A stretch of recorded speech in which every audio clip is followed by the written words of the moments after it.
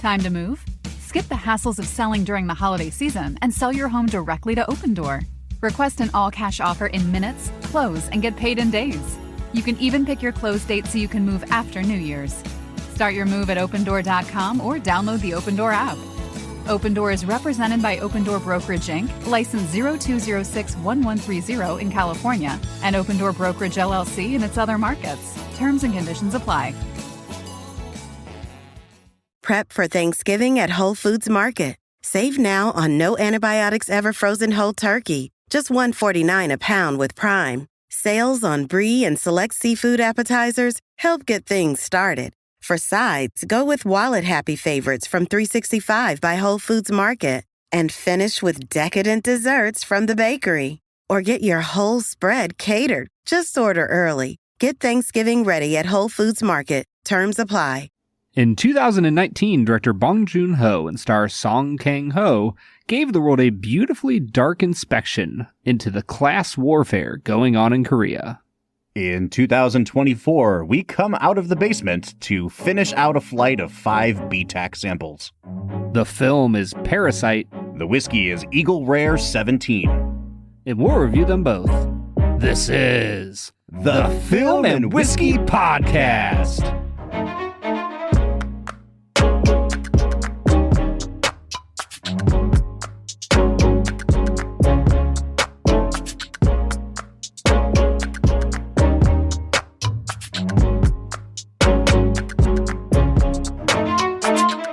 Welcome to the Film and Whiskey Podcast, where each week we review a classic movie and a glass of whiskey. I'm Bob Book. I'm Brad G. And this week we are jumping back into things, Brad. We took a couple weeks off from recording, shaking off the rust a bit as we revisit for its 5th year anniversary, the 2019 Academy Award-winning film, Parasite. Dude, I feel like 2019 was just a great year for cinema. And it stands out in my brain because obviously the pandemic happens the next year and we basically lose 2 years of movies in 2020 and 2021. Mm-hmm.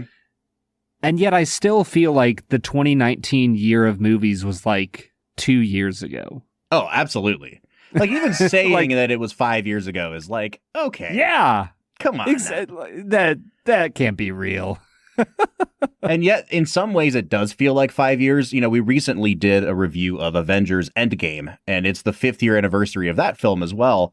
And I feel like now that the world has cooled on superhero movies slightly, I definitely feel more distance from a movie like Endgame than I do from a movie like Parasite. Parasite feels like it just came out, and Endgame feels very much of a time that we have since moved on from. Does that make sense? Yes, 100%. The ideas of different classes struggling with one another, struggling to understand each other, struggling to communicate, totally is going to make sense in 2024. And sadly, but honestly, it's probably going to make sense in 2034 or 44. It's taps into something that hits on the human experience.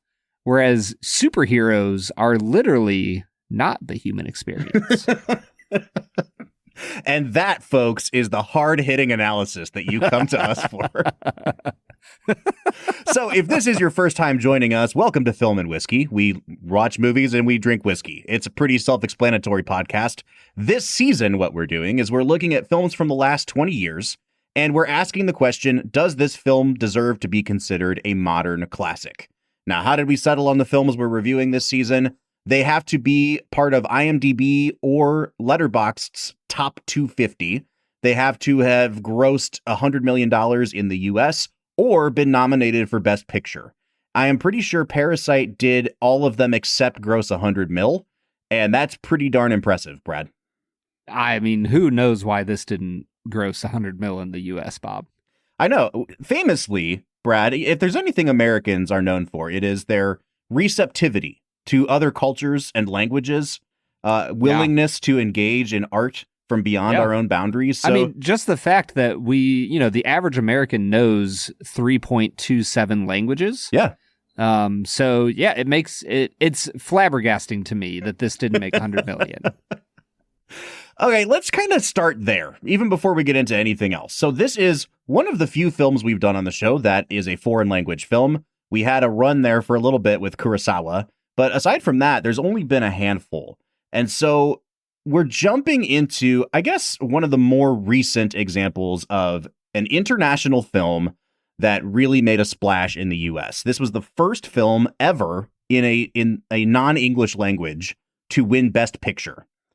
And I guess, Brad, what I'd like to ask you is, when you think about this movie winning Best Picture, obviously through award season, people like latch onto certain narratives, and movies that seemed to have no shot at the beginning, they just become kind of like a heartwarming story, and so people start voting for it. I'm thinking about...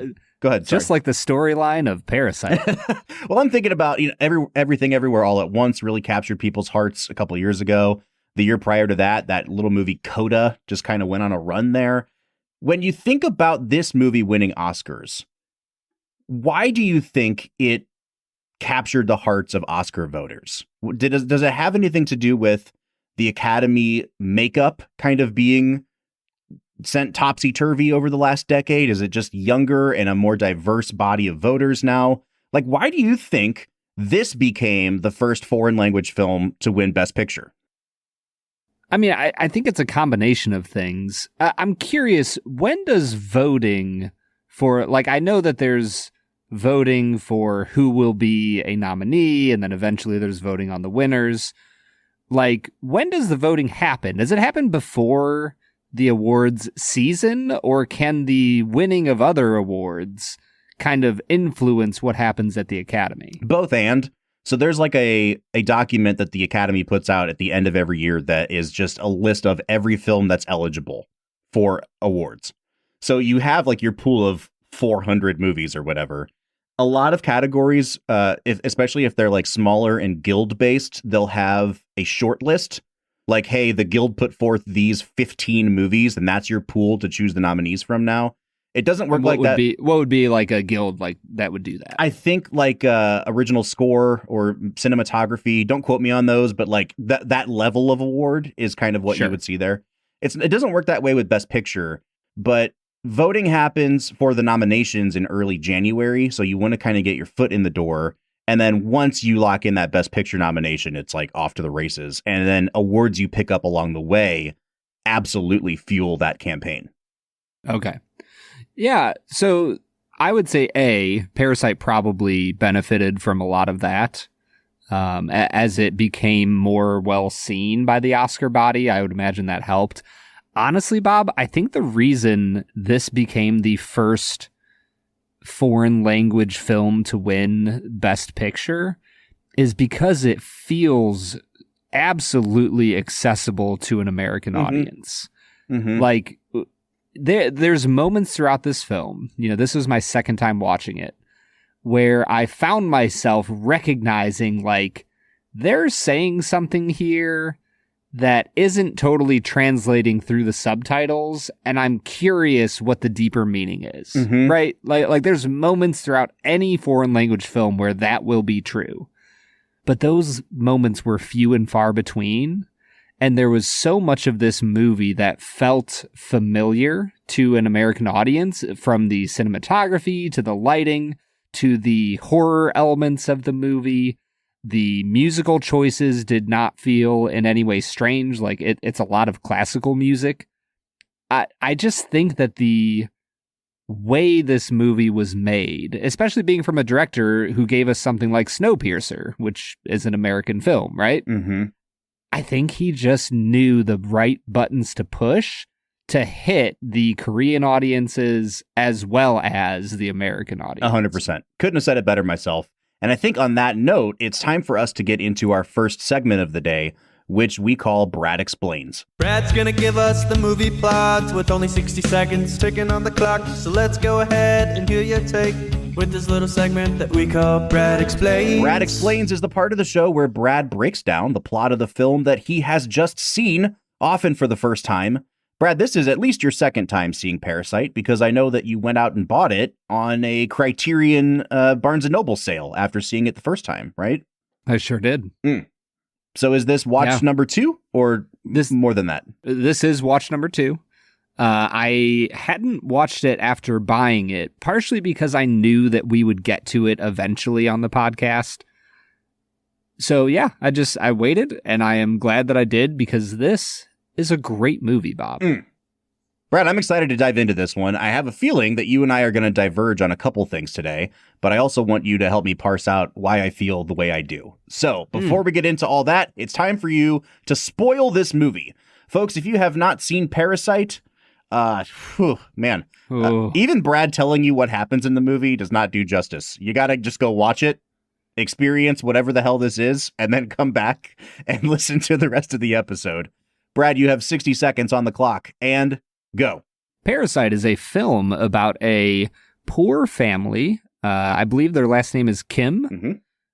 They are trying to figure out how to survive in a very stratified world of Korea, when one of the son's friends from college comes back into his life and tells him that he's studying abroad and that he would like for him to take over as a tutor for a high school student of a wealthy family known as the Park family. Once he becomes the tutor, the Kim family slowly takes over all of the household positions of driver, tutor to the son in the family, and housemaid, and they discover lots of secrets along the way, and it gets crazy, Bob. It gets very crazy. I don't know if I want to say any more than that. It gets pretty freaking wild. It does get wild. We will obviously, just in talking about the film, spoil everything that happens, but there are some very specific turns that this movie takes. And I think that's kind of where I want to frame our conversation today, Brad, because I went to see this movie in the theater during awards season. How many people were in the theater? It was packed. It was like full, Brad. Really? Because they were only showing it at the Cedar Lee in Cleveland. Okay. So all the Cleveland, Northeast Ohio cinephiles were there. It was packed, bro. And I watched it a couple months before my wife had our second son. And so she was very pregnant. And I don't know. I think you abandoned her. Yes. So I'm already feeling guilty about going to this movie. But I knew that it was, she's like, just take the night, go watch this movie. And I don't know if I was just feeling really on edge because the movie was so suspenseful, but I started to get this creeping feeling. This has never happened to me in a movie before. And I was thinking about becoming a father for the second time. And as this movie crept on, I kept getting this overwhelming sense of like, I know Bong Joon-ho. I know that his movies can be very f***ed up. And I'm really worried that something's going to happen to the small children in this movie. And I don't feel like I can partake in that. And it has never happened to me before. Literally, I walked out of the theater with 15 minutes left in the movie. Not realizing what was going to happen at the end. But I couldn't take the risk at that point. I was so like, I felt so conflicted in my soul about like, I think this is going to go down a path of I'm going to see something I can't unsee, and I don't feel like I can be here right now. And yeah, Brad, you thought little Da Song was going to. I thought he was, in like a really grisly way, and I was really worried about that. And so, of course, I missed the end of the movie. And then I'm like, oh, I got to know what happens now. So I read what happens at the end of the movie. And then when it finally comes out to a point where I can watch it on video or whatever, however I watched it, I watched the whole thing again, but the ending was already ruined for me. So this is one of those movies, kind of like $1 Million Baby. I think I told the story about how that was spoiled for me. That I don't know, Brad, if I can ever fairly evaluate this movie because it worked incredibly well for me. And then I messed up the way the movie ended in a way that I can never get that back. Well, listen, I thought you'd be more sympathetic to this because this is the kind of thing where you know, multiple times on the show, you've been like, this didn't sit well in my soul. And this is the only time in my life I've really ever had that experience during a movie. Yeah. I mean, Bob, I'll tell you this, there's grace for that too. No matter what what would it be? Cinephotic sins you commit, we'll forgive you, man. We'll take you back. as a fellow cinephile here, I have the power of judgment over your soul. Oh, okay. Is that how that works? I think so. Based on what you tell me about Letterboxd, I would assume that it's so. So I say all that, though, to say, even returning to it now, I feel like this film is broken up into 3 sections for me. And the sections are not really necessarily like what the plot, like if you were dividing up the script, but it's kind of like the first 2/3 of it, everything that happens after that woman hits her head on the wall, because the movie gets very serious there. And in my theater, that thud was like, you could feel that thud in your seat. And everyone in the theater at one time went, ooh, like I was everybody. Say, when you said the theater was packed, my immediate thought was, this would be a hell of a movie to watch in a packed theater. And then the third part is kind of like the last 10 minutes of the movie. So like everything I missed. Because I do feel like they take really interesting tonal turns. And stuff happens in that last little section of the movie, like a narration that doesn't happen at any other part of the movie. So as we kind of progress today, if you wouldn't mind, let's kind of just take it like section by section, because I think that's the best way I can explain the movie. Yeah, I think that's totally fair. I would call the opening section of the film like it almost feels like a heist. Like where they set up the characters that are going to go on the heist and who they are, and this is like the vulgar young teenage hacker girl, and this is the dad who like kind of is grizzlied, and the mom holds them all together, and the son is this young, like he's gonna make something of himself. He's gonna get to university eventually, and then you watch them commit the heist, and they slowly get everyone fired from the household. I like where are you at on that opening 60 minutes of the movie? I'd say. I mean, it's perfect, Brad. It's a perfect movie. And I think that's the thing that struck me this time around is how funny this movie is. It is so funny. And it's funny in such a sharp, razor-edged, mean kind of way. It like the way that they employ the classical music in an ironic way is really, really funny. You know, the famous sequence of them putting the peach fuzz on the housekeeper, and then it ending with him squirting like the sriracha sauce or whatever it is, and then holding it up, and her face being like, "Oh, it's perfection, dude." Dude, the use of slow motion in those parts, it's like the editing of this movie is so freaking like biting and sharp. Yep. Oh, it's so good, man. Biting is such a good word, and I kept thinking of like if I was writing my review of the movie. What is this kind of comedy and how do I describe it? And it's like when you read a review of a movie that calls something like devilish or like deliciously this or that. Anytime they use delicious, like this, that I feel like that's this movie where it's kind of, I don't want to say bitchy. It's not a bitchy movie, but it's like, it's just mean in a fun way. And I think that's what that first 2/3 of this movie does so well. Here's the thing about this film, Bob. The only character in this movie that I don't like is the mom. Like she's the only one that I just there's moments where I kind of like her, but overall she's the worst.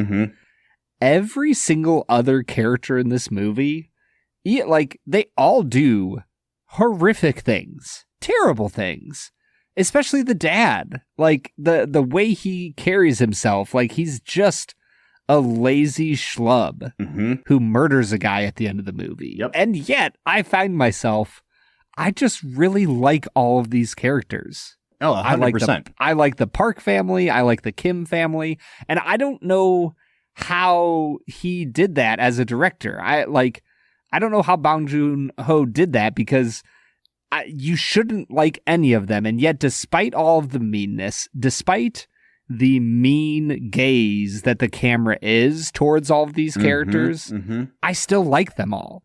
Yeah, I love that you're talking about the mean gaze, because it doesn't feel judgmental as much as it feels like really, it's trying to catch them all at their worst. Yes, bitingly observational. Like it is just like an impartial observer on the worst of human tendencies. And you are rooting for the Kim family for so much of this movie because like they are the conduit for the audience. Like they're trying to break into this world. And you think it's funny as they do it and as they deceive these dumb rich people. And as the movie goes on, like it takes so many twists and turns that you start saying like, actually, they're the worst people in the world. And then something happens where you're like, no, the Parks are the worst people in the world. Like, how could you behave like that? That's absolutely atrocious. And then, you know, we find a random third family and it's like, I don't even know what to think of these people. But I'm really glad that you liked that first 2/3. And to your point, I think it's a combination of Bong Joon-ho being an incredible director because you have to maintain a very specific tone to make this movie work. And he's able to get that tone out of every one of his actors. But then it's also a combination of that and how well constructed this script is. Like everything has a payoff. Everything works like clockwork. I saw this movie compared to Hitchcock a lot. And I actually think, I'll get into this later, I think there's another filmmaker that this is more like. But it is Hitchcockian in that it, A, makes you root for terrible people and become complicit in the narrative. But B, everything fits together with so much kind of like wicked clockwork precision that it does remind you of Hitchcock in that way. Yeah, there's something about this film where you feel like an outsider getting sucked into the drama of a family trying to make it in the world, and you can't quite decide if you want to be like their college friend who kind of sets them on this adventure and like seems to treat them like this like nice little family that he's fond of, or if you want to look at them like the old housemaid. Once she figures out who they are, the way she treats them is freaking brutal. And like as the audience, you kind of vacillate between those two extreme positions throughout the whole film. Mm-hmm. All right, let's dive into the second part of the movie. And then I think it'll be time for us to kind of take a break. So the second part of the movie happens when the Kim family is all just hanging out at this big mansion because the Parks are out of town. And it starts with a time crunch scenario where the Parks call and say, we're going to be home in 8 minutes. And you get this incredible cooking sequence of the mom making this dish called ramdan. And then it ends with them basically discovering that the former housekeeper has been keeping her husband in the secret basement of this house. And they've been essentially living there for free, mooching off of the Parks for years and years. And that when this housekeeper was fired, like her husband's been down there by himself for weeks. It is this incredibly weird, absurd, and then very creepy discovery as these two families then basically get into hand-to-hand combat to keep their own secrets from being spilled to the Park family. It's such an incredible addition to the movie because by putting this family in here, you realize how much more terrible and evil the Kims are. Mm-hmm. Like the way in which we'll just call it the old housekeeper's family, the way in which she and her husband mooch off of them is so much better and more ethical. Because like she flat out accuses her like, you're stealing food from them. And she goes, no. Like the salary they pay me, I use that money to buy the food for my husband. And I like we're just trying to escape some loan sharks. And like they have the most reasonable way of mooching off the family. Mm-hmm. It's such an incredible addition in my mind to put them in there, but then also use the husband that's been living in the basement for, I think they say like 4 years, for him to be the ghost that the child of the Park family, Da Song, saw.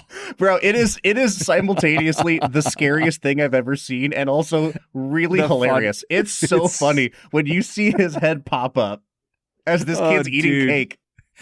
It's incredible. And then they like replay that when he comes out covered in blood and cake. Mm-hmm. And he like stares into the small child's soul. Oh, man. So this sequence basically ends with they've discovered this family in the basement. the Parks are coming home. They're having to make food and subdue this other family. So they're tying them up in the basement. And somehow the old housekeeper escapes, starts to run up the stairs. And then the mom kicks her back down the stairs. And as she tumbles down the stairs, she hits her head on like the cement wall and lands with quite the thud. Did you think she was dead the first time that happened? 100%. Okay, thank you. Every time someone gets hit in the head in this movie, it is a 100% fatality. Okay, because the same thing happens. What's the son's name? Who's the tutor for the high school girl? Ki-woo. Ki-woo. He gets freaking knocked in the head twice. Yeah, and there's no way. No, there's no way he survives that. There's no way he's alive. So anyway, we'll get to that. So this sequence then takes a really dramatic turn, and this is where the movie takes a turn. Like, it is still very vicious in its observation of all the characters, but then the stakes have immediately jumped from just, are these people going to be discovered, to, did I just witness them commit a murder and having to cover that up now? And it turns into an incredibly suspenseful film in that second segment. And I think that I personally, being the guy who likes rooting for people, the first section of the movie is more thoroughly enjoyable. The second section of the movie is no less well directed, though, because I was, to the fact that I walked out of the movie, I was so on the edge of my seat and so enraptured by where this might go that it had me kind of in its clutches at that point. Yeah, the people in this movie, the characters are so well developed that you can't help be sucked into the world that is being developed. I mean, even thinking about the wealthy socialite mom that, like, everybody basically says she is a simpleton who is beautiful, and that's the only reason she's around, right? Mm-hmm. Like, even she, the way that they present her up until the party, they kind of make her a little worse at the end of the film, but the way they present her, she's almost like this cute little, like, baby dove that you just want to, like, care for and you never want to see harmed in any way. And every time she gets upset, you find yourself just like, oh no, like, it's okay. Like, we're going to help you out, honey. Like, it feels like Oh Honey from How I Met Your Mother. Let's talk about the Parks a little bit. So we've talked about the Kims. First of all, top to bottom, incredible acting in both families. I mean, just really well done.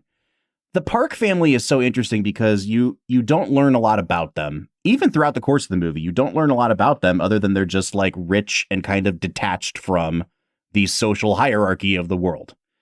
And it's not until that really final section that they kind of do despicable things and inadvertently do them because they are just detached and rich. But it's in that second section that I found the most interesting things happening. And in order to get Jessica, the daughter, to take over the role of art tutor, she basically planted her own panties in the car of the driver so that they would be found, the driver would be fired, and her dad could be hired as the new driver.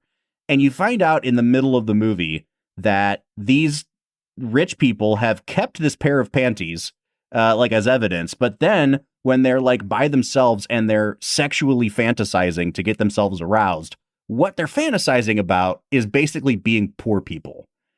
And that expresses itself for Mr. Park by saying, like, you should put on these cheap panties and be so hot. Like, he wants to use his wife the way that he would use somebody from the lower classes. And then she fantasizes about, like, go buy me drugs. Like, even their caricatures of what poor people are like are so funny in that moment. But I think it really does kind of lock into focus what the movie's really about.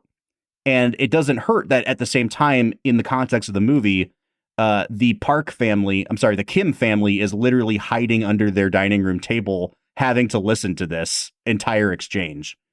And I mean, it's such a brilliant setup on paper, but when you see it executed, it's even more just like, oh, wow. The economics of this scene, they put everything out there in a way that has everybody in the same room as each other, and they got it out in as little words as possible.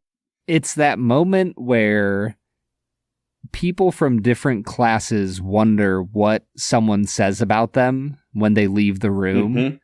And Bong Joon-ho just illustrates so perfectly the disgust that the classes have for one another.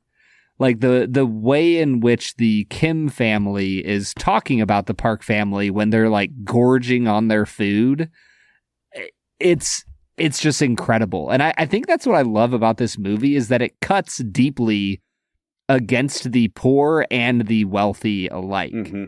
There's no mercy for anyone in the way that they treat the other class. And I think that for me is actually my favorite part of the film because I don't know, man. In our day and age, it's so easy to buy into the rich people bad, poor people good scheme, or you know what I mean? Mm-hmm. And to have a movie basically say, hey, like, yes, these rich people have done bad things. They have a extremely unreal and negative view towards poor people. And they're mostly focused on how bad they smell. And like it's really unhealthy. But these poor people, there's no excusing their behavior either. Who's the worst poor person? Anyone in the Kim family or Margot Martindale in $1 Million Baby? And see, dude, I think that's another reason why this movie works. I don't know if Bong Joon-ho is like, I don't know if Parasite is the $1 Million Baby representation of poor people in Korea the way I know it is in $1 Million Baby. Does that make sense? Yeah. Well, and I think that gets to the point of why the movie's even called Parasite. It's pretty famously documented that Bong Joon-ho had to convince like the marketing team to stick with the name Parasite because they were really concerned that, you know, when we're cutting a trailer for this movie, we're showing it from the point of view of the poor people. And so they're going to think that you're calling them parasites. And he basically said, like, well, then when they see the movie, they'll understand, because when you look at it the other way, who is the parasite in the movie? Who is leeching more off of the other class? And I think that, like, it's just such a simple and brilliant title for this movie because there are so many ways to interpret it, and it is so ambiguous at the end of it. Before we move to break, Brad, I want to keep talking about this little section that we've been talking about where they're hiding under the table and listening to the words that the rich people are saying about them. Mm-hmm. Because it's one of the few times in the movie, too, where there is a complete drop of the irony and the sarcasm and the winking and the biting humor. And it's the first time that Mr. Park talks about the way that Mr. Kim smells. It's not the first time it's mentioned in the movie because the little kid mentions it at one point, too. But he talks about how overwhelming the smell is and how poor people smell like that. And everyone that rides the subway smells like that. And it's really the first time that you hear them talk in really dismissive tones about poor people. And it's this really kind of gentle piano music as you watch him under the table, like sniff himself.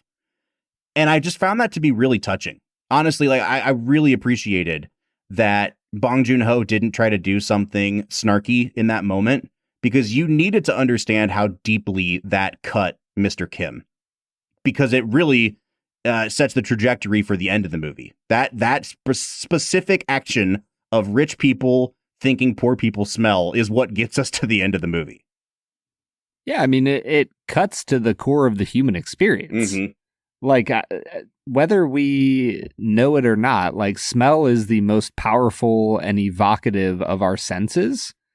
And to be told that your smell is overpowering, is overwhelming, and that it crosses the line. Like, I love the way he talks about how there is social etiquette between the classes, and how he thinks it ought to be preserved, and there's a line and we ought not cross it.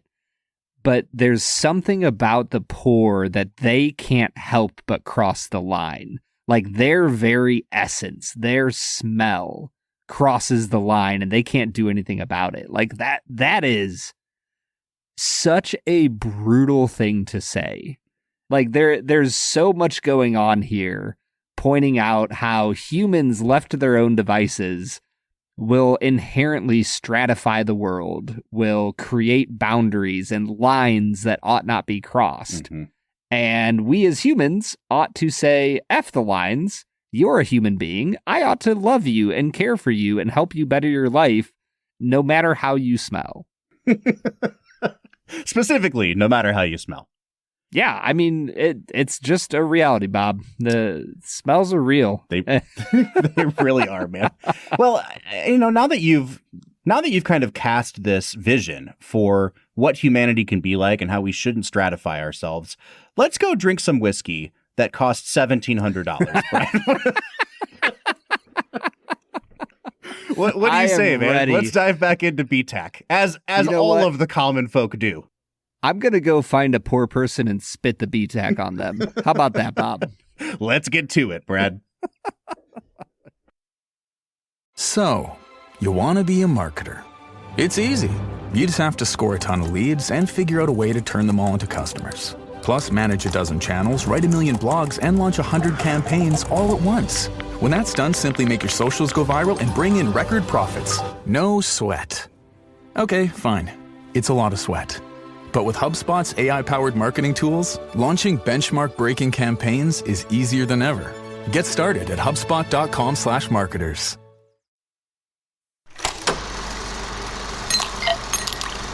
All right, so today we are checking out Eagle Rare 17 Year. We're finally finishing our flight of BTAC bourbons from 2023. For the past 4 weeks, we've been looking at these, and then if you jump back a year in time, you can find our review of Thomas H. Handy Sazerac Rye. Brad, we've had quite the history with Eagle Rare, and I think it's at least somewhat appropriate that we saved this one for last. Yeah, I'm so excited to drink this today, Bob. This has long been, ever since I started drinking whiskey, Eagle Rare was maybe the fourth or fifth whiskey I ever had. I absolutely loved it. There was 30 bottles on the shelf. They were all $30. I was like, wow, how could life get any better? And I remember looking it up on Buffalo Trace's website, and all I saw, I had zero knowledge of the world of BTAC or, at that point I knew who Buffalo Trace and Woodford Reserve and a Wild Turkey, and that's all I knew. And I saw on Buffalo Trace's website that they had a 17-year version of the regular Eagle Rare, and I said to myself, wow, I'd love to drink that someday. A few years later, I realized that was a pipe dream, my friend. Well, and not only is the 17-year a pipe dream, but there is at least one above this in the vertical now. They have one called the Double Eagle Very Rare, which comes in its own fancy box and costs, I believe, $10,000. So... Mm-hmm. Yeah, so we think that we've reached the pinnacle, and then Buffalo Trace says, absolutely not. We need more money out of you. We're coming out with a hyper-limited edition version of this. Yeah, they need to keep Bob and Brad in their place, is what they're doing. Exactly. So the funny thing about this release, the 2023 Eagle Rare 17, is that Eagle Rare 17 is the actual name of the product. So it's not just an age-stated Eagle Rare. It's called legally Eagle Rare 17 Year, but they keep releasing older than 17-year versions of this. So they're kind of just treating it like a minimum age statement. This is actually a 19-year-old bourbon, Brad, 19 years and 3 months old at the time of bottling. So it was distilled in spring of 2004. I was in 8th grade. Wow. Yeah, that's wild to think about.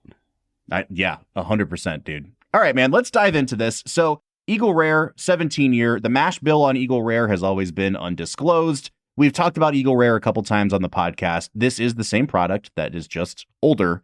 Brad, let's do it, man. What are you picking up on the nose?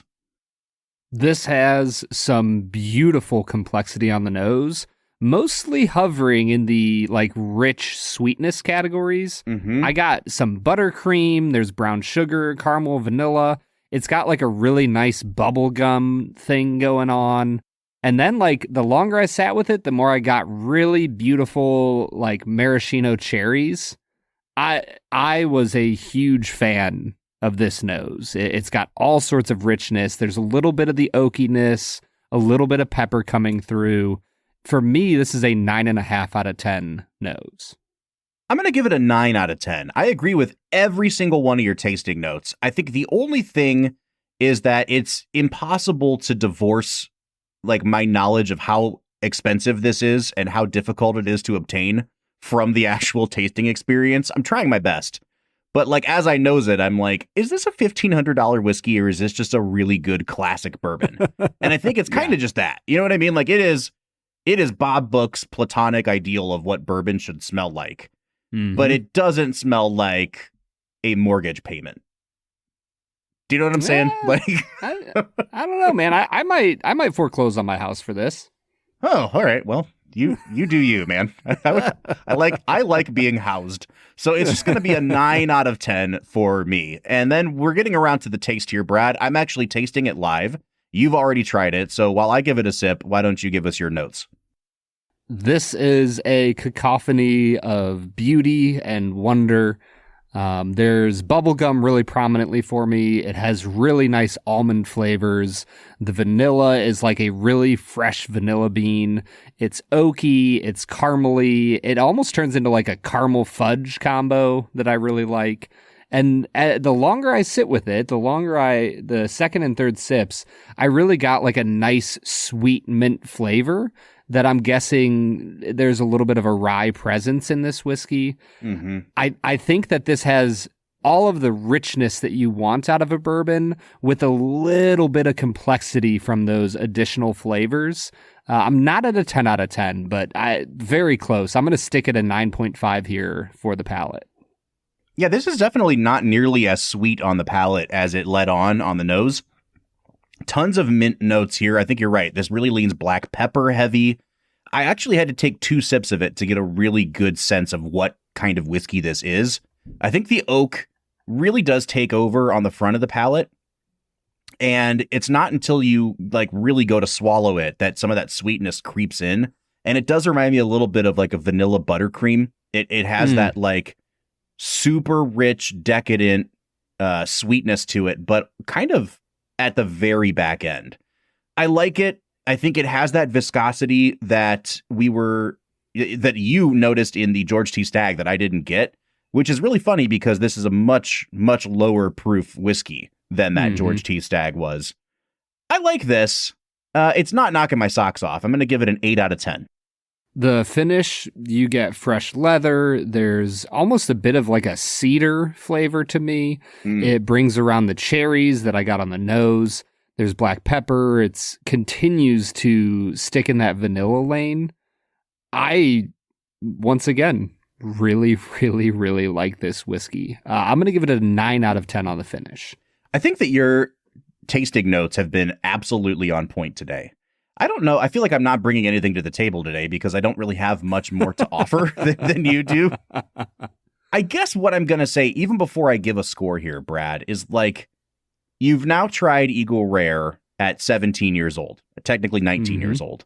The Eagle Rare that you and I used to drink was at one point age stated at 10 years old. So we've tried it at multiple different age points now.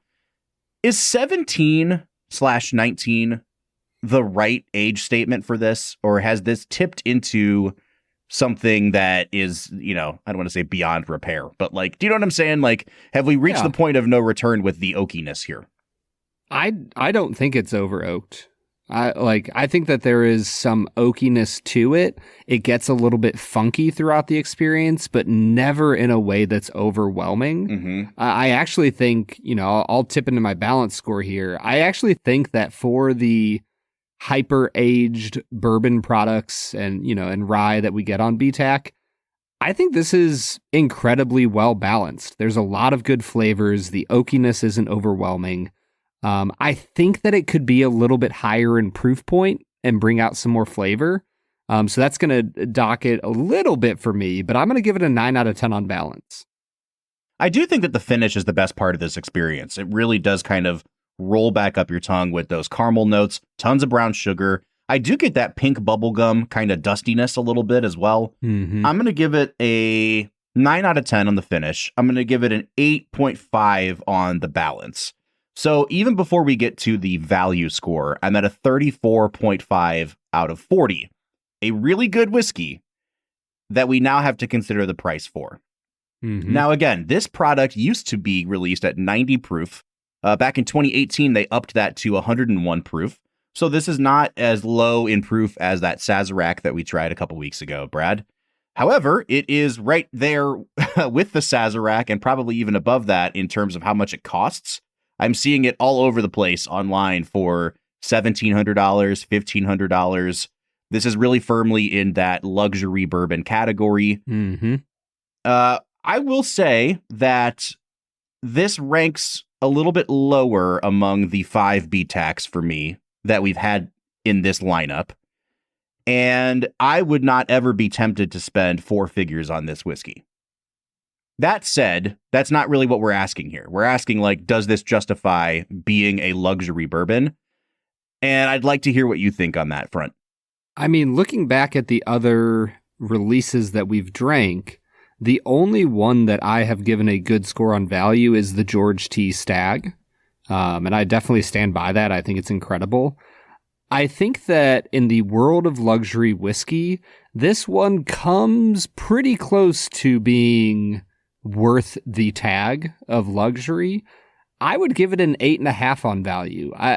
If you're going to drop big money on a BTAC whiskey, I think that between this and the George T. Stag, you're going to spend your money well. Mm-hmm.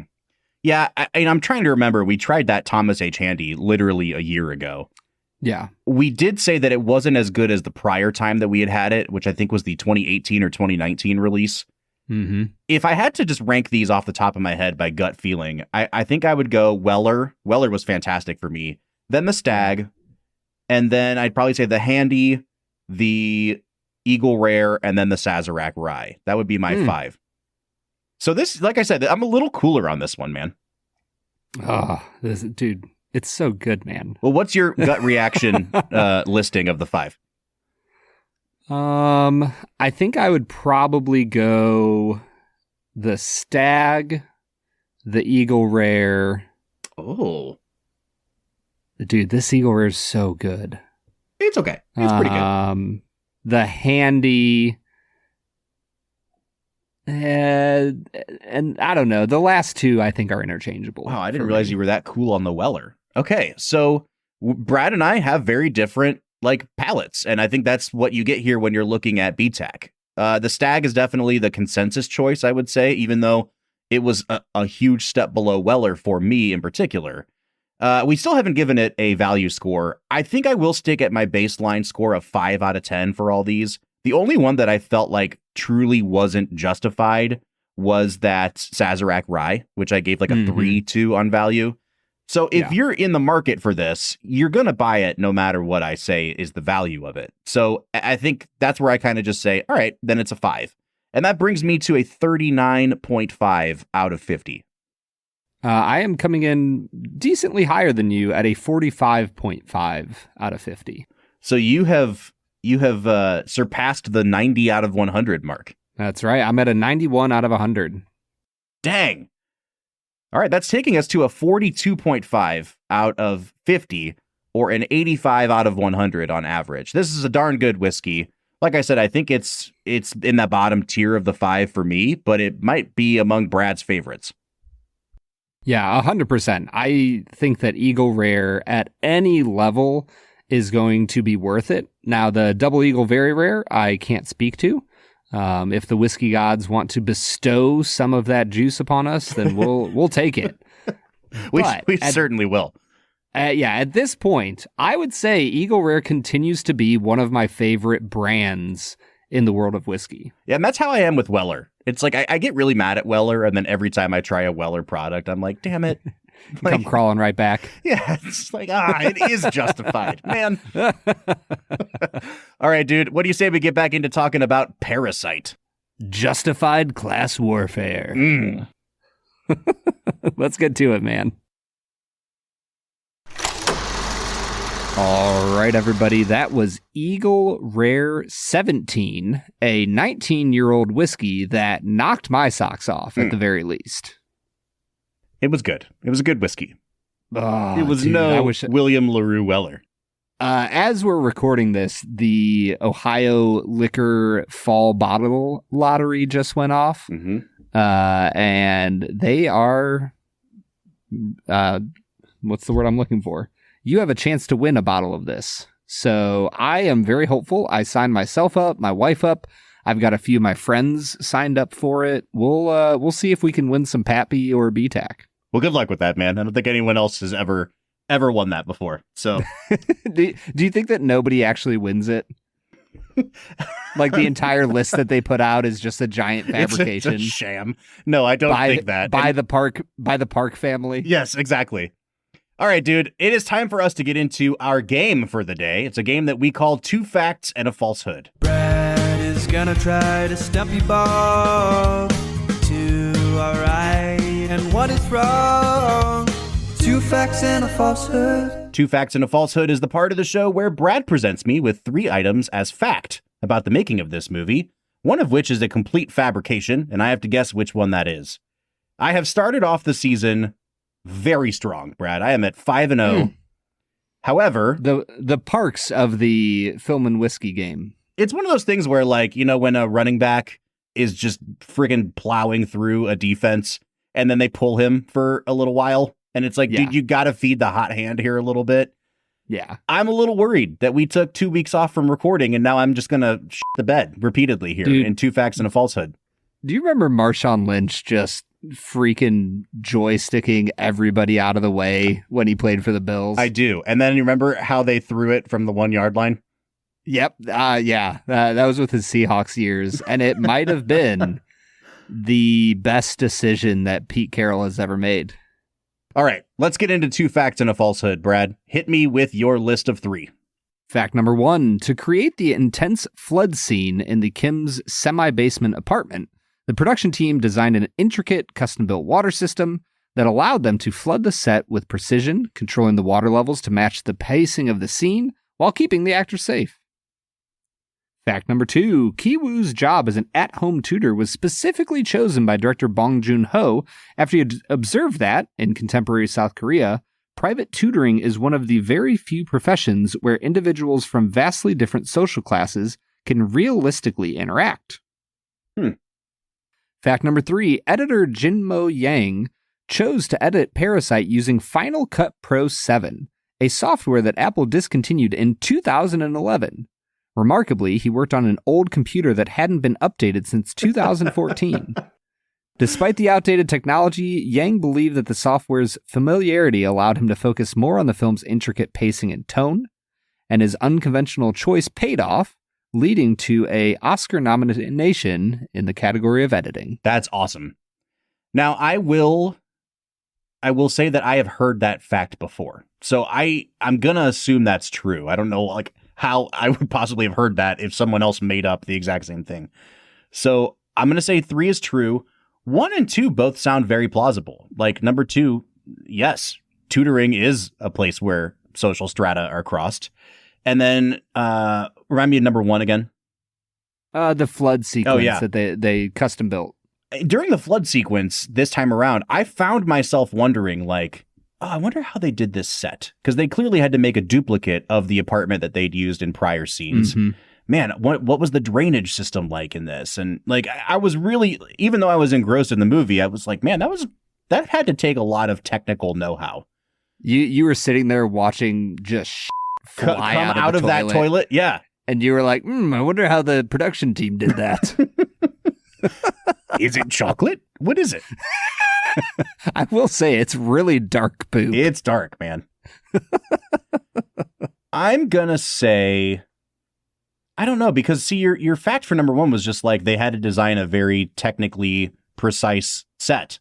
It's like, yeah, that's how sets work.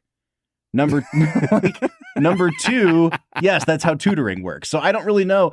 I'm just gonna say that. I mean, tutoring isn't always a socially stratified event. Sure. Now I feel like you're trying to steer me in a different way. I'm going to say that number 2 is the falsehood. I think it's probably 1. I think you got me this week, Brad. If you think you got me, then why would you? I feel like that's, yeah. Is 2 your answer? I'll let you switch if you think it's the wrong one, man. Nah, I'm going to stick with 2. Okay, well, you're wrong. Do you feel like justified? No, not really. I knew I was wrong. I took my first L on the season. So 1 is the Falsehood. So like I'm sure they designed a set though, right? Maybe. I have no idea. No, they actually just flooded a whole city block and then left. They said, deal with it, poor people. Suck it. I feel like 1 is actually true, but you just didn't find it in your research, so you're saying you made it up. I did make it up. That did happen. All right, man, let's get back into talking about the movie. And since we've been hinting at poop coming out of a toilet, let's get into this kind of third act. So the second act ends as they escape the house after they've been hiding under the table. It's raining really hard. They get back to their what's it called? Subterranean apartment. Life as rat people. And it is flooded up to their necks in sewage water. And it is just the final kind of, pardon the pun, because it's going to come back later. It's kind of the final twist of the knife in terms of like, man, these people cannot catch a break, and they are living in a hell of their own making, partially. The shot of the daughter smoking a cigarette on there. First off, the fact that they have a toilet that you literally have to like climb your head will hit the ceiling because you're climbing up to it is wild. I mean, again, talk about visual metaphors. Like, they live lower than the level at which you take a shit. Oh, and like, do you know what I mean? Yes, I loved that the transportation from the Park house to the Kim house is just this constant descent into like hell, basically. Yep. So this is where I want to say the movie or the filmmaker that Bong Joon-ho in this film reminds me of the most is David Fincher. And it's because of how precise the use of the camera is. Like, if you watch a movie like The Social Network, and how even though that movie will have like really fast whip pans, everything is either like pre-programmed by a computer, or it is like so precise that you can tell it's made by a madman in Fincher. And I feel like this movie is exactly like that. In that first 2/3, the camera's constantly moving. There's a lot of montage. In that second third, you get that great kind of like Ki-woo goes and hides under the bed of the girl that he's tutoring. And then there's this great shot from the ceiling where the dog is like crouched under the bed and finds him. And it like pans over to kind of reveal the dog. And I'm like, oh, that's a Fincher shot right there. Also, side note, she gets upset and leaves him safely under the bed because she finds out that whatever meal the mom had made got eaten. That looked freaking delicious. It did. I want that. Ramadan? Yeah. Dude, it looked I very want good. Some of that. And the moment that really like solidified it for me is as they've gone down this descent into hell, right as they're kind of arriving at the base of this set of stairs, you get this shot that starts, it's basically a crane shot, and it just lowers itself as they kind of descend these stairs. And it's lowering through this kind of twisted web of electrical lines. And it's my favorite one of all of the visual metaphors in the whole movie, because they have really weaved this web of deceit throughout the film. And you're just like, now you're watching as they have to like navigate this web that they've built for themselves. And I'm like, just primo. It's just such a good shot, dude. It's incredible. And I think the thing for me the second time through this movie, you mentioned earlier how every setup has a payoff, and like every single moment of this movie feels like a metaphor, which the son, Ki-woo, like says multiple times throughout the movie. He's like, whoa, this is so metaphorical, bro. But he never says what it's a metaphor for. No, not a single time. And I think I think this movie teeters on the edge of being ridiculous and like in a bad way, ridiculous, where it's like every single thing is knocking you over the head as multiple characters get knocked over the head in this movie. And it's like, do you get it? They're poor. And that, like, for me, this time through, it did not teeter off the edge into ridiculousness, but it comes close throughout the entire movie. And it is moments like that where it's like an incredible, beautiful shot that points out the tangled web that they have woven. And it's because the director is freaking awesome that I don't mind him hitting us over the head with that. And I think in the hands of a lesser director, this would just be another absolutely never heard of in America foreign film. Let's talk about the end of the movie, or the third section, quote unquote. Now, I've already said, I don't know if I can evaluate this kind of on its own merits because I had to watch it in a vacuum. Like, I knowing what happened, I had to then go back and watch the movie and say, like, oh, how do I feel about this now? So I'll never be able to experience it for the first time going in blind. With a packed theater. That said, I do think that the birthday party and everything that comes after it is actually the weakest part of the film. And I say that because they have left you in so much suspense throughout the film. And now you've seen the Kims at their absolute lowest. And you're expecting this big operatic outburst of violence at the end of the film. And what it really turns into is a much simpler kind of domestic, not incoherent, but inexplainable outburst of violence that looks like it would belong more on like a TV drama. And I'm not saying like that it looks bad visually, but I think I was like, oh man, this is really going to come to a head. And it does. But I was like, oh, okay.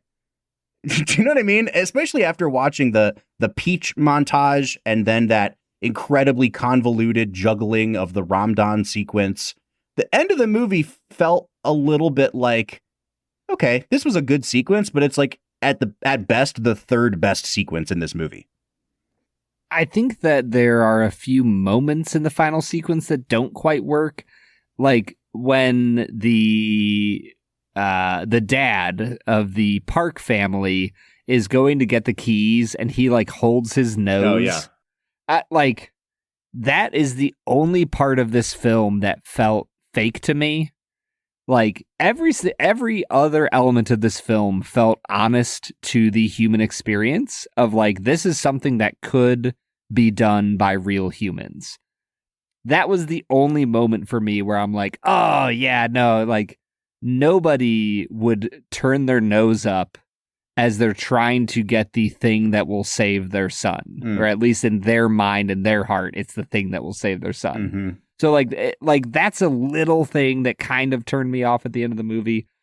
Overall, though, like I love the end of this movie. I think that the conversation that Mr. Kim and Mr. Park have behind the bushes as so they're preparing to where he's basically just saying like, oh, you're just like me. Like, you're just trying to do your best too. And Mr. Park completely misinterprets it. And throughout the whole movie, he's been saying, Mr. Kim's never crossed the line with me. And you can tell in that moment that in his eyes, he crossed the line and he thinks it's all about money. Like to the point of what the rich people are not just fueled by, but their entire lens for looking at how all their relationships are transactional. Like, oh, it's so good. And I think everything leading up to that birthday party is good too. Like, you finally get the wife thinking that Mr. Kim smells.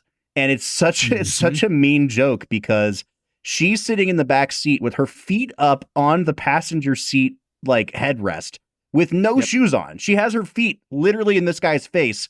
And then she's going to say, you smelled too bad to me. I need to roll the window down. Like it just, it continues to ratchet up that like, oh, this guy's going to explode thing. And they do such a good job of intercutting it with the escape of the former housekeeper's husband from the basement where he goes on a murderous rampage. Like I was really on board with it. And then I felt like, yes, you get this moment of kind of like chaos, but the denouement that happens after that, I'm like, okay, I feel like we could have ended this movie 10 minutes ago. And that's not to say any of it is bad. And it does a great job of underscoring all of the themes of the movie. But for me, especially the random choice to start having a narrator 5 minutes before the movie ends was like, oh, I think this is the first time that they kind of wrote themselves into a corner a little bit, and they don't know how to get themselves out of this without putting a narrator in. And my curiosity was, why don't you just end it knowing that the dad is now hiding in the basement? Yes. Like, that felt like it would have been an honest, like, wrapping up of the story that we've told. Like, you have now become the mole, the lowest version of the poor person that you know you are. Like, I don't know. It felt like that would have been the thing. But instead, I'm really curious what you think about the choice to show the son making a plan, even though the dad told him never to make a plan. Mm-hmm. And they give you the emotional, like, he accomplished the plan. But then they show that it didn't really happen. And or that it hasn't happened yet, right? And I think that's even more of a gut punch. I do like that ending because it shows that the movie isn't primarily interested in being clever and ending on like the dad's in the basement, see what we did? Like a twist ending thriller kind of thing. It's more interested in the emotional gut punch of they are right back where they started, if not in a worse spot, because now there's like they have passed the need to be aspirational and to dream an impossible dream of getting out of poverty onto their kids in a way that wasn't there before. So it's a really tragic ending. And I like that. I like that they stuck with that. But I just feel like to get to that point, they have to get through about 5 minutes of really clunky exposition. Sure. Of him waking up and now he's kind of the happy idiot that can't help but laugh at things and isn't everything so hilarious. And, you find out the sister's dead and then he climbs the hill and sees the Morse code. I feel like you could have cut out like 90% of that and just showed him without narration, recovering from his injury, going up to look at the house, indicating that he still has these aspirations, and then seeing the Morse code, and then gone into the ending. There was just a couple little clunky movements in that last 15 minutes that honestly took this movie from being like a potential 10 out of 10 for me down just a little bit. I think I'm like in between this is a perfect movie and where you're at. I think that the ending works really well. Except for the part where he would be dead.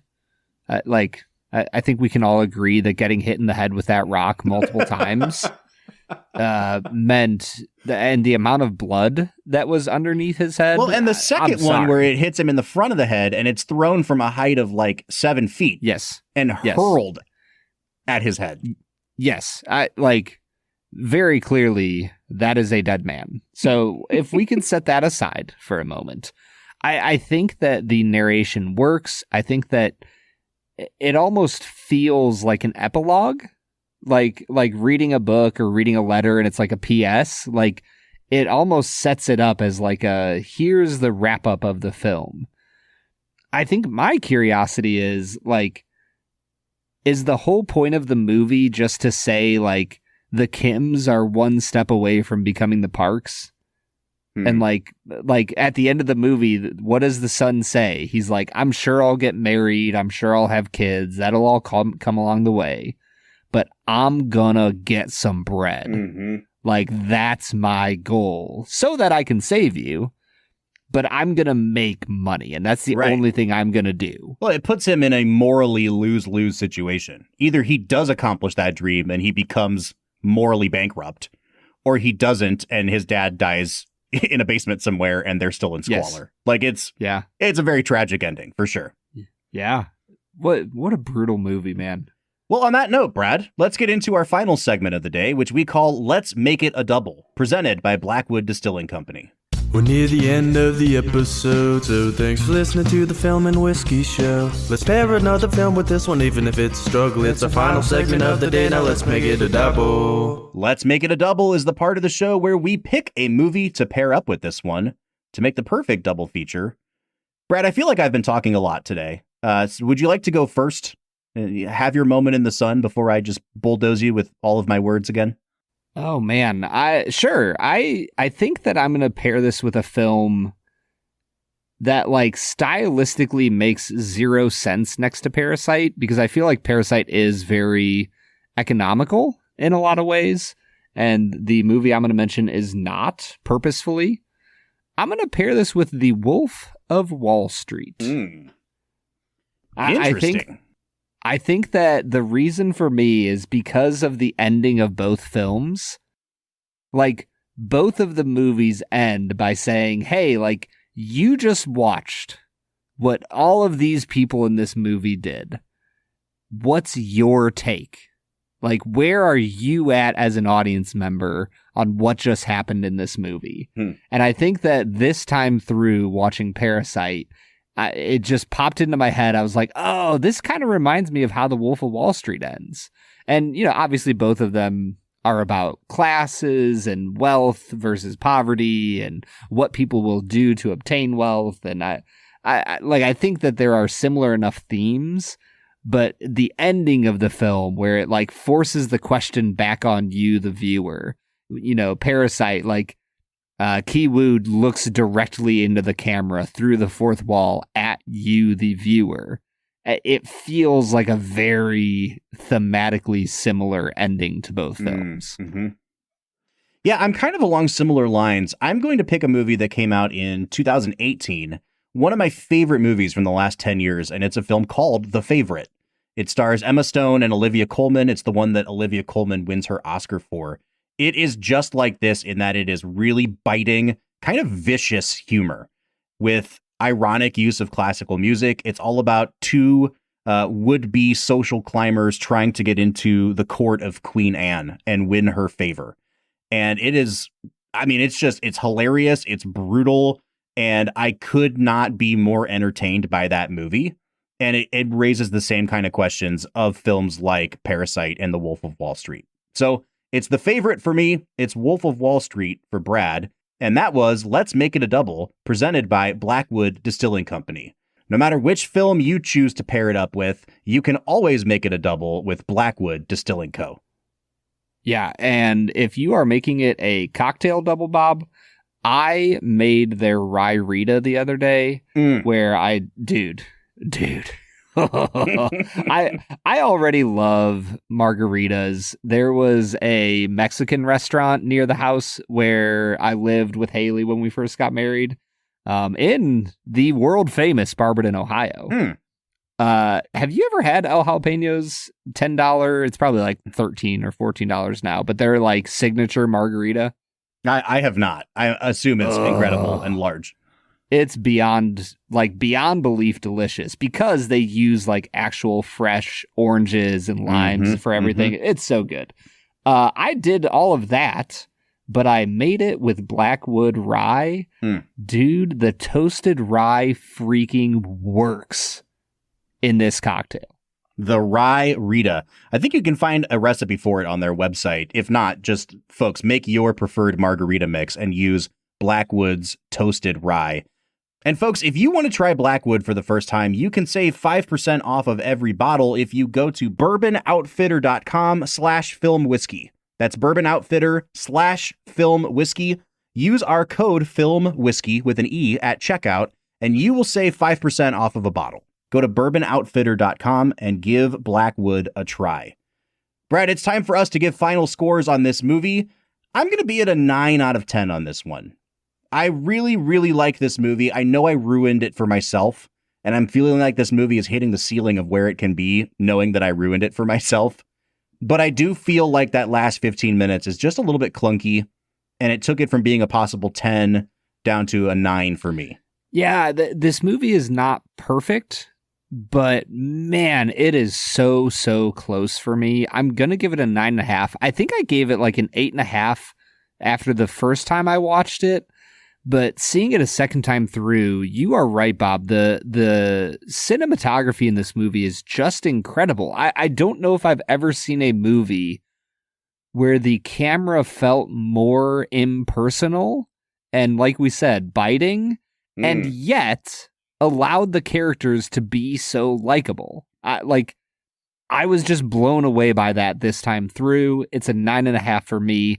Now, the real question, Bob. Is this a modern classic? I think it's a modern classic kind of in spite of me, right? Like it is far and away, I think the best loved movie of the last 10 years, Oppenheimer notwithstanding. Like it is in the top. It might be the number one movie on Letterboxd. Like it's really, really high up there. And it has like an average rating of 8 point whatever on IMDb. The general public, in addition to critics, love this movie. I think that I have finally joined their ranks in terms of not just deep appreciation for the movie, but actually enjoying it. I don't think I would have it on like my personal top 20 of this century or anything, but yes, I think it does deserve to be considered a modern classic. Where are you falling on this one, Brad? Yeah, I think this is a modern classic. The further along we get in this season and talk about the idea of a modern classic, I think for me, there's something about a movie that like advances the world of cinema that's like important and that it brings something new to the table while still appreciating everything that came before it. I think Parasite really does that well. I mean, you talked about it a minute ago. I think that Parasite and Oppenheimer are like, for me, at the top. We watched Whiplash too. Mm-hmm. Man. Yeah, I would say those three are like peak examples of what a modern classic should be. Yeah, and I mean, not to spoil too much, I think next week we might be getting into modern classic territory as well, but in a completely different genre and type of film. Because next week we are looking at Sam Mendes's James Bond masterpiece, ? Skyfall. Brad, have you seen Skyfall before? I have. There was a season where like every time a new Bond film came out, I had a small group of friends that we would just kind of go see it with the Daniel Craigs. So I saw it when it came out in theaters, and I have not seen it since. Well, you're about to see it again, man. Folks, that is it for Parasite. And we're teasing next week's movie, but before we get there, let us know what you think of this film. You can find us on all of our social media platforms, Facebook, Twitter, Instagram, YouTube, and TikTok at Film Whiskey. Or you can jump into the conversation on Discord. We are on there every single day talking movies, whiskey, and so many other things. If you'd like to join the conversation, there's a link to our Discord at the end of every single one of our show notes. Join us next week for 2012's Skyfall. But until then, I'm Bob Book. I'm Brad G. And we'll see you next time.